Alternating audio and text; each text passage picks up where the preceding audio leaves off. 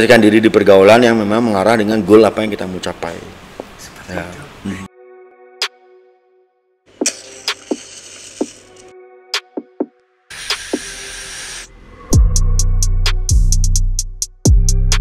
Dari karakternya ya, prinsip yang kita pilih ya. Kemudian jangan pernah sombong. Ya. Tentukan pergaulan. Ya, memposisikan diri di pergaulan yang memang mengarah dengan goal apa yang kita mau capai.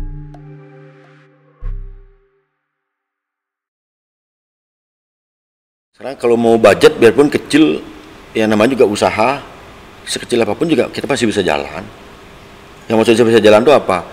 Karena kalau kita buka sesuatu kan tidak harus besar, pasti kecil dulu lah. Betul. Nah sekarang hanya butuh kejujuran aja, salah satu yang lihat. Sama kayak ya yang berkaca dengan diri sendiri. Susah. Sekarang situasi susah pandemi, memang pandemi. Tapi setelah yang lihat di lapangan, keadaan di luar, saya lihat masih ada peluang kok. Ya contoh kita bicara di luar sedikit, di luar kuliner ya. Di luar kuliner ya. Kan Tiang kebetulan juga ada bisnis seni juga. Ya Tiang lihat juga sesepi-sepinya karena musim Covid nih, saya lihat sosial media masih jalan. Gitu kan, masih jalan kan, orang masih main handphone, masih bisa beli kuota. Betul sekali. Gitu. Jadi sebetulnya kan itu peluang ada. Ya. Jadi Tian juga berusaha untuk mempelajari diri dan melakukan action. Oh coba. Jadi saya mulai lebih aktif di sosial media dengan upload lukisan, patung atau apapun juga gitu. Dan kadang-kadang itu pun juga kan tidak harus kita beli sendiri, kita bisa pinjam sama teman kan barang itu. Ya karena kan saya lihat banyak teman-teman di sosial media yang Tian lihat paham betul bagaimana menggunakan iPhone, sosial media. Hanya saja mereka tidak menggunakan itu untuk mencari celah untuk jualan.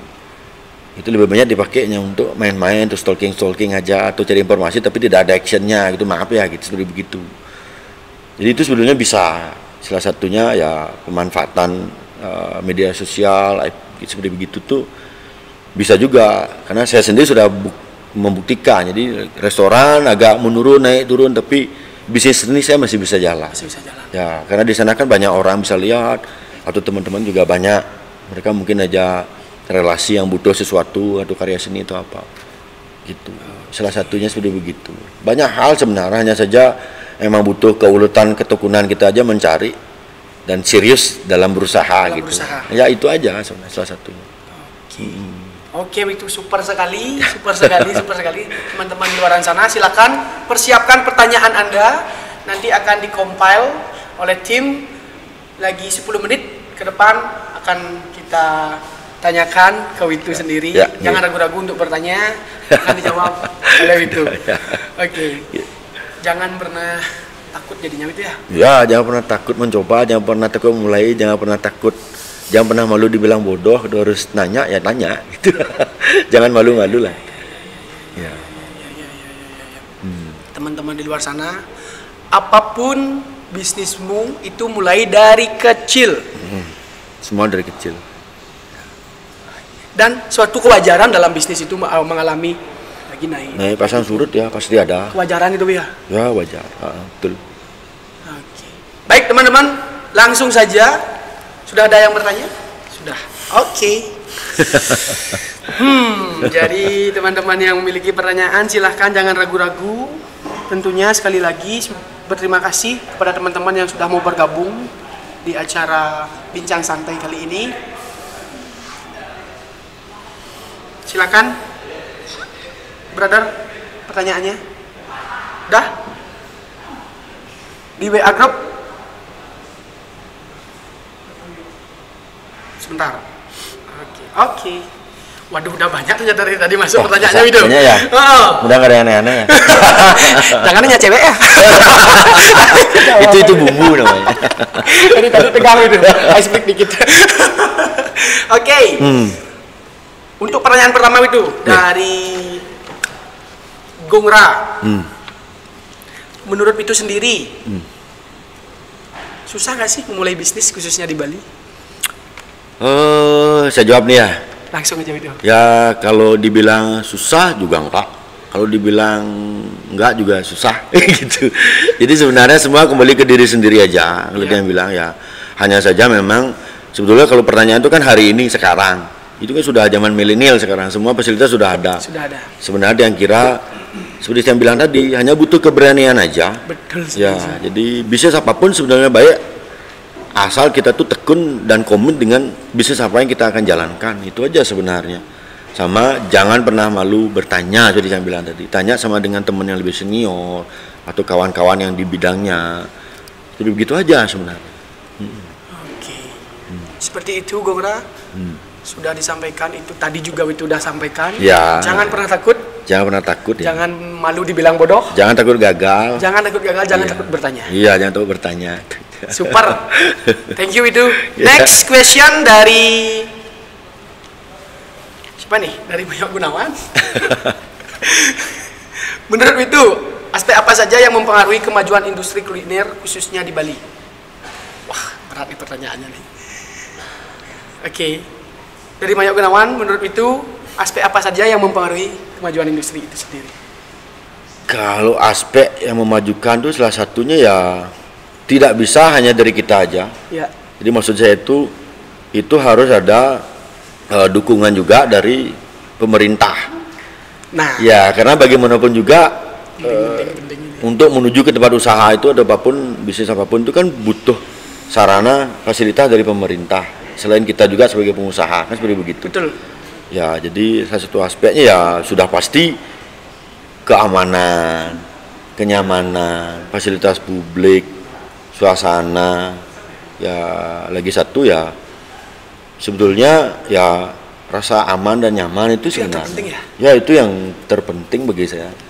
Itu karena contohnya bukti kayak sekarang kalau tidak ada rasa info kepastian dari pemerintah masalah Omikron ini bagaimana sebenarnya ya tidak akan sepi lagi itu. Jadi kemarin sudah pas tahun baru kan agak bagus ya, mulai semua bisa jualan sayur masih bisa. Ya. Nah, kayak sekarang ini karena peraturan dari atas ke bawah masih boleh yang bilang sedikit agak rancu, tidak jelas gitu. Akhirnya kan ya memang kasus juga agak meningkat, itu juga butuh kesadaran kita ya. Kita tidak boleh menyalahkan pemerintah aja. Ya. Itu kan semua butuh kesadaran kita juga. Tapi memang kalau yang bilang salah satunya itu keras sekali efeknya untuk para pengusaha seperti tiang gitu.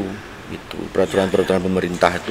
Karena kita kebijakannya ya. Ya, kebijakan-kebijakannya itu sangat mempengaruhi. Sangat mempengaruhi. Sangat mempengaruhi itu. Ya, biarpun kita sudah menyiapkan segala strategi prokes apa segala macam. Tapi ketika di pusat ke bawah situasi seperti begini tidak ada orang datang juga. Jadi bisnis juga tidak jalan. Susah. Apalagi bisnis yang itu jalankan itu konvensional ya. Ya konvensional bertemu dengan orang harus datang ke tempat kita. Ya, itu. agak gitu. Ya. Oke. Ya. Yang terpenting adalah kenyamanan dan keamanan. Ya, rasa nyaman, rasa aman itu dan sudah pasti ya dari pemerintah fasilitasnya. Fasilitas publik. Salah satunya jalan yang baik, jalan yang bagus. Gak jalan yang kayak Stel Bali di UK. Ya banyak ya, kayak teman-teman sudah tahu lah. Ya, mudah-mudahan bisa semua lebih baik lagi lah itu aja. Semoga dengan di acara bisa ini bisa didengar. Ya. Ada potensi destinasi pariwisata, tapi akses jalannya masih. Biar semua bisa berkembang dengan baik dan normal ya. Betul. Oke, thank you itu. Seperti itu, Saudara Mayor Gunawan. Semoga diterima. Next dari Jack. Ini beli atau mau ini beli Jack ya? Beli ya, beli namanya aja beli Jack. Terima kasih beli Jack sudah meluangkan waktu untuk bertanya. Baik itu pertanyaannya, dengan adanya konsep-konsep kafe modern yang berkembang pesat saat ini, bagaimana menurut Pak Tu eksistensi atau strategi ke depan yang harus ditempuh oleh pengusaha kuliner dengan konsep makanan tradisional atau lokal agar dapat bersaing dengan restoran modern yang berkembang pesat saat ini? Ya. Karena kan berdampingan ya. Betul. Ya, jadi dia sudah sejak dari lama juga memikirkan hal ini ya. Artinya kita tidak bisa menutup perkembangan tren di luaran gitu ya. Jadi sudah pasti akan ngefek dengan restoran-restoran atau usaha-usaha lokal ya terutama. Betul. Tapi seingat dia dari awal kita buka restoran sampai sekarang ya kita pakai contoh sendiri ya karena saya yang bicara di sini. Kalau mau lebih pesawat ada kita bilang. Jadi hal itu mungkin sudah dari dulu saya rasakan gitu. Udah itu pikirkan nih. Udah bukan hanya dipikirkan, udah kita rasakan lah. Ini bakal bagaimana gitu loh, iya kan? Oke. Ya tapi kenyataannya seperti kembali lagi saya bilang tadi, kita harus punya komitmen dengan produk kita sendiri dan punya karakter dan punya prinsip itu. Ya tapi seperti sekarang ini memang jujur saja. Banyak sekali kafe-kafe baru yang dibilang tadi kan, kafe luar biasa, semua bagus, tidak ada yang jelek sebenarnya. Sebetulnya kalau dari Tiang sendiri, malah bagaimana caranya menjadikan mereka itu sebagai partner, biarpun kita tidak langsung partneran, tapi secara di media sosial atau apapun, bila perlu malah kita jadikan partner untuk menjadi suatu tujuan destinasi tambahan. Kalau itu kebetulan usahanya ada di daerah kita, ya kita jadikan satu aja dengan kita. Jangan pernah takut untuk menge-post juga restorannya mereka. Karena kenapa saya bilang tidak mungkin dalam satu hari kita akan rugi, juga tidak mungkin. Dalam satu hari kita akan langsung bangkrut hanya gara-gara itu, tidak mungkin. Semua itu butuh proses. Dan jangan lupa market itu sebetulnya punya kebebasan dalam memilih. Mereka juga punya selera yang beda. Mereka punya kebutuhan yang berbeda. Ya, tapi yang saya sampaikan tadi, bagaimana menjadikan mereka itu malah partner biarpun tidak langsung ya. Itu akan menjadi malah tujuan destinasi baru untuk area kita. Ya, jadi dengan seperti begitu Tiang kira Tiang sudah buktikan. Jadi di awal mungkin saya takut, tapi setelah berjalannya waktu banyak masalah muncul. Terus yang masalah itu maksudnya bukan internal ya di perusahaan, tapi masalah global maksudnya ya, kayak global isunya. Flu burung lah, bom dulu atau apa segala macam tuh. Akhirnya banyak muncul tempat baru. Malah ketika Tiang jadikan itu sebagai suatu produk baru di area kita, malah lebih banyak orang datang ke tempat kita. Maksudnya kita itu ya Ubud, misalnya saya bicara Ubud ya, malah lebih banyak orang ke Ubud. Jadi orang juga tidak akan mungkin makan sekali hanya di tempat kita aja. Pasti mereka ingin makan pindah. Jadi sebetulnya apa salahnya kalau mereka itu membangun, artinya dengan produk baru, mereka mampir ke tempat kita, ke tempat mereka, ke tempat ini. Malah mereka tuh akan stay lebih lama di sini seperti saya bilang tadi. Setuju. Ya, jadi dengan begitu orang itu yang saya dapat ya mungkin Tiang salah, tapi mungkin juga Tiang benar kan begitu. Malah mereka tuh bicaranya jadinya bukan restoran tertentu, mereka bicaranya Ubud, gitu. Ya nggak? Ngerti maksudnya? Ya, paham. Jadi udah kita ke Ubud aja, gitu misalnya contohnya. Karena ada ini, ada yang baru loh, ada ini. Jadi semua hidup, dan kalau makin banyak orang buka tempat usaha baru, menurut saya makin baik. Jadi situasi kita tuh makin lebih bagus secara menyeluruh, karena orang juga butuh sesuatu yang baru. Tidak hanya itu saja. Kalau menurut saya sudah begitu. Ya, jadi itu yang saya maksud. Jadi berkolab, biarpun kita tidak secara langsung bekerja sama tapi karena usaha itu ada di area kita, ya bagaimana menjadikan mereka itu partner dan menjadikan produk juga untuk area kita. Sebagai di mana kita tinggal. Iya, di mana kita tinggal menjadi suatu produk baru yang bisa orang kunjungi, bisa lebih lama stay di sini gitu, di Ubud gitu terutama kita bilang. Salah satunya. Ya. Super sekali loh. Positif kan dari tadi nih video nih, Bu. Perlu kita tiru. Nanti kita terapkan. Strategi dari video dan ilmu dari video. Next, seperti itu Blijax. Semoga jawaban dari itu bisa diimplementasikan kalau Blijax sendiri memiliki usaha, terlepas itu usahanya kecil ataupun besar. Jadi strategi-strategi dan ilmu-ilmunya silahkan kalau memang bisa dipakai. Ya, pokoknya itu yang saya tambahkan. Yang pertama, kalau kita sudah punya produk, komit dengan produk kita. Kalau kita perbaiki produk kita sampai semaksimal mungkin dari servisnya, produk segala macam. Yang kedua, jangan pernah takut dengan perkembangan di luar, karena perkembangan itu sudah saya bilang tadi, perkembangan itu suatu hal yang abadi, kita tidak bisa luput dari sana. Jadi sebaiknya kita jadikan partner aja untuk menjadikan kawasan kita jadi lebih ramai, orang lebih nyaman, lebih happy datang ke sini karena banyak destinasi baru gitu loh. Ya, itu aja sih sudah. Thank you itu. Kita lanjut ke pertanyaan berikutnya dari Dayu Sawitri. Halo Dayu Sawitri. Terima kasih sudah meluangkan waktu bertanya. Oke, izin bertanya, bagaimana cara mempertahankan? Bagaimana caranya mempertahankan penjualan di masa pandemi seperti ini? Sedangkan perekonomian semua lagi merosot gitu. Seluruh masyarakat terkena dampak kan gitu penghasilannya. Betul. Ya. dan meningkatkan kualitas dengan banyaknya persaingan yang ada. Berarti kita kan concern di pendapatan per individu nih, Wido. Ya, betul.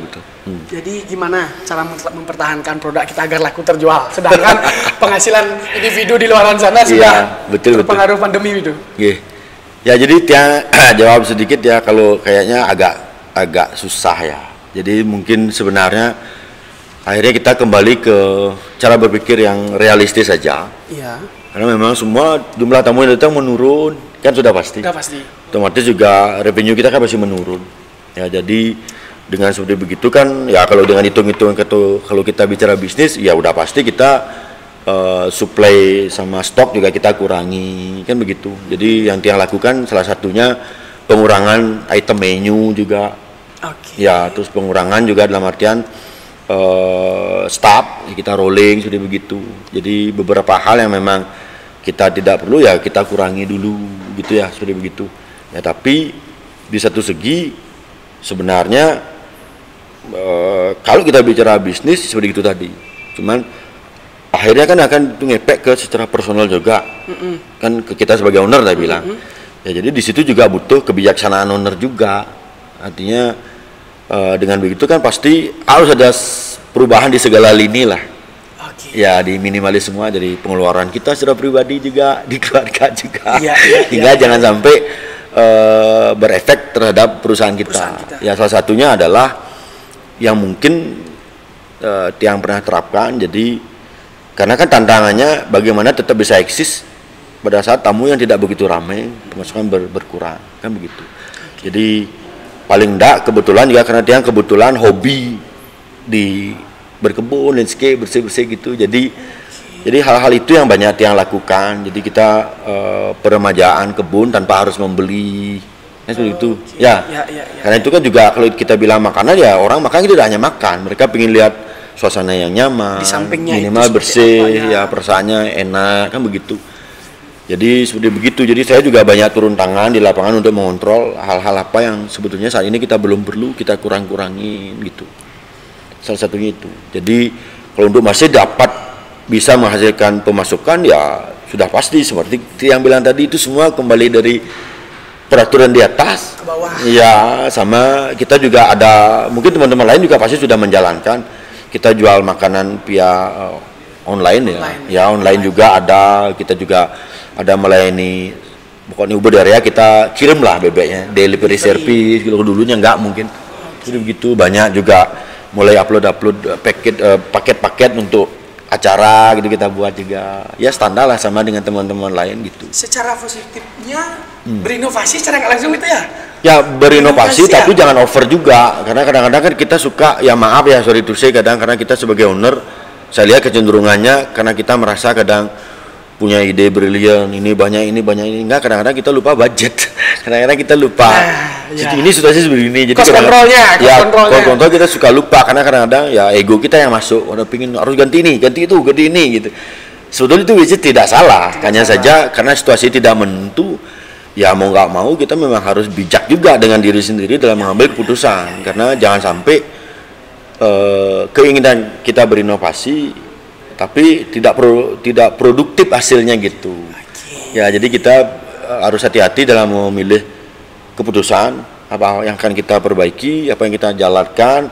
Jangan lupa mikir resikonya yang terburuk juga. Nah, jangan sampai ngefek dengan hal yang lainnya, sudah begitu, yang lebih besar maksudnya. Itu ya, jadi perlu keselarasan di semua lini ya, keselarasan termasuk owner juga gitu. Habitnya kita sendiri. Ya, kita sendiri. Ya, itu yang paling penting sebenarnya. Ya, suka kebebasan di sana. Saya juga contohnya begitu kadang. Oke. Keren. Oke, seperti itu Mbak Dayu Sawitri. Semoga jawabannya bisa berkenan, dan kalau Mbak Dayu memiliki usaha lagi, semoga bisa diimplementasikan. Ya, mudah-mudahan bermanfaat lah sama-sama. Next dari Jira Hadi. Selamat datang Jira Hadi di episode kali ini. Terima kasih sudah meluangkan waktu. Baik, pertanyaannya, siang Bli, selamat siang juga, Om Swastiastu. Bagaimana menurut Witu penjualan produk khususnya brand lokal bebek pada aplikasi digital yang berkembang masa pandemi saat ini?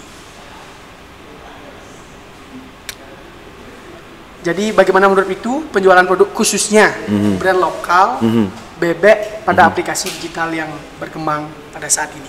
Ya, mungkin dia jawab sedikit ya. Kalau saya jujur bicara, sebenarnya sih tidak begitu bagus sebenarnya. Terus saya jujur bicara, tidak begitu bagusnya dalam artian apa? Karena kebetulan yang punya produk kan juga tidak terlalu murah, ya kan? Ya, tapi kita punya segmen pasar tertentu, ya, yang memang kadang juga butuh. Dan memang mereka harus makan bebek dari kita, gitu loh. Nah, saya kenapa bilang tidak bagus itu kenapa? Karena situasi memang lagi tidak bagus. Jadi seenak apapun yang kita makan pingin, tetap harus menyesuaikan dengan budget perorangan yang mereka punya, kan begitu. Ya, jadi yang dia lihat sekarang sebetulnya yang laku itu malah makanan yang agak lebih cepat saji dan tidak terlalu mahal, gitu. Ya, jadi kalau bebek sendiri itu masih laku, tapi hanya untuk kalangan tertentu yang bilang, ya.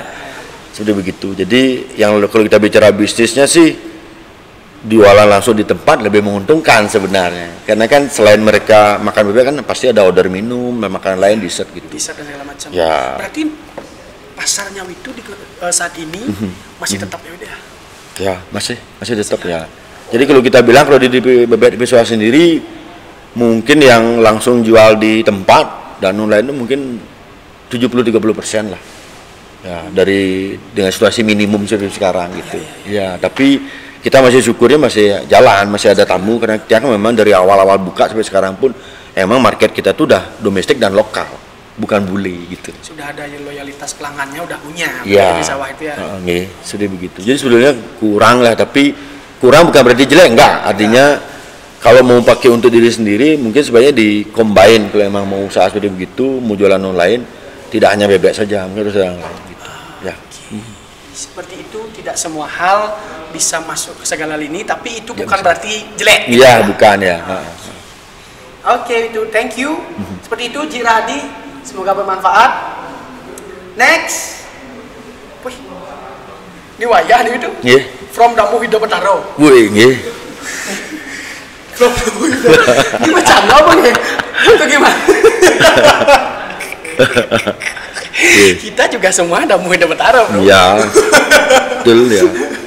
Oke, from Damu Hidup Betaro. Entah siapa Anda dibalik semua from Damu Hidup Betaro ini. Jadi pertanyaannya adalah bagaimana cara membangun koneksi dari nol dalam berbisnis itu? Oke, saya jawab sekarang nih. Langsung gas itu. Ya, jadi mungkin ini akan sedikit panjang ya. Yes. Ya, karena saya bicara jawab dari awal sedikit. Ya, saya kebetulan lahir dari keluarga yang memang punya almarhum kakek nenek tuh pengusaha lah. Ya, pengusaha. Terus punya orang tua, dia kebetulan beliau adalah pengusaha juga. Ya, sudah pasti beliau tuh pasti banyak tamu yang beliau punya zaman itu. Ya, tapi kembali ke zaman saya, tantangannya adalah bagaimana sekarang kita, seperti saya bilang dari awal tadi, mengarahkan pergaulan kita dari kecil hingga ya dari sekolah lah, kita bilang dari sekolah, kuliah sampai bergaul, itu intinya ya pengembangan pergaulan aja sebetulnya. Makanya salah satunya juga memposisikan diri kita di mana kita mau bergaul, sudah begitu yang dia lihat ya. Karena jujur aja pengalaman salah satunya yang dia lihat dari teman-teman lain juga banyak dari teman-teman itu dulu terlalu mengandalkan orang tuanya. Ya, maksud saya tuh kalau mereka tahu orang tuanya punya tamu, punya ini, jadi mereka santai aja karena sudah terlalu nikmat hidup. Jadi lupa untuk meng-create sendiri generasi temannya mereka atau calon bisnis atau apa gitu loh. Partnernya. Ya, karena kalau zaman orang tua kita mungkin tamu-tamunya kan sudah umur, mungkin mereka tidak akan kembali lagi. Ya. Jadi kalau kita tunggu sampai kapan datang kan tidak tahu. Nah, tantangannya adalah bagaimana kita memposisikan diri dalam pergaulan, kemana kita mau bergaul, tapi bergaul dengan baik lah, saya bilang dengan baik. Jadi dalam artian ya memilih pergaulan itu juga, ya bukan kita diskriminatif dalam bergaul, enggak, karena kan orang tua juga pasti mengharapkan kita mengarah ke kehidupan yang lebih baik, sekolah yang baik, otomatis bergaul yang benar juga gitu. Jadi karena Tiang kebetulan juga dari dulu tuh memang komit dalam artian emang suka berteman. Kebetulan dia juga sekolah zaman SMA 3 tahun, saya pindah-pindah 6 sekolah SMA selama 3 tahun ya. Di Pasar 3 sekolah, Ubud 2 sekolah, 3 sekolah, 3-nya 1 dalam 3 tahun. Jadi ada bagusnya juga, akhirnya saya banyak teman. Nah, sekarang terasa impactnya itu ya? Ya, sekarang ada impactnya gitu. Okay. Jadi teman banyak. Jadi yang paling poin itu ya bagaimana kita memposisikan diri dalam pergaulan. Kedua, bagaimana kita menggunakan fasilitas orang tua itu semaksimal mungkin untuk hal yang baik. Itu aja sebenarnya. Ya, dan butuh pengorbanan lah waktu. Jangan terlalu mikirin senang dulu lah, banyak PR gitu. Kalau mau hidup enak nanti. Get what you pay. Ya, jadi gitu ya. Banyak pengorbanan lah. Betul. Yeah. Oke, seperti itu. Damu hidup bertahan. Ya.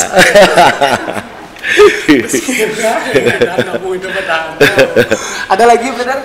Oke, itu pertanyaan terakhir. Jadi teman-teman yang hadir di sesi bincang santai kali ini, dari awal kesimpulannya sudah sangat jelas dan detail disampaikan oleh Witu sendiri.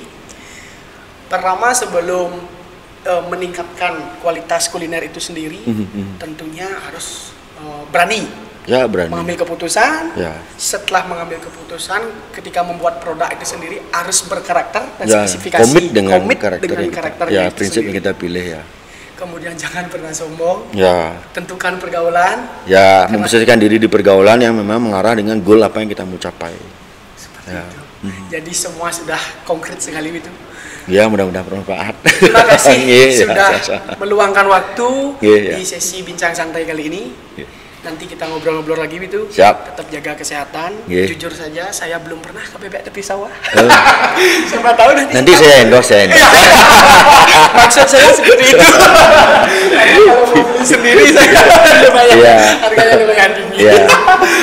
Nanti saya main ke sana itu. Kita ngobrol di sana lagi. Sekali lagi, terima kasih banyak sudah berkenan hadir. Tetap jaga kesehatan.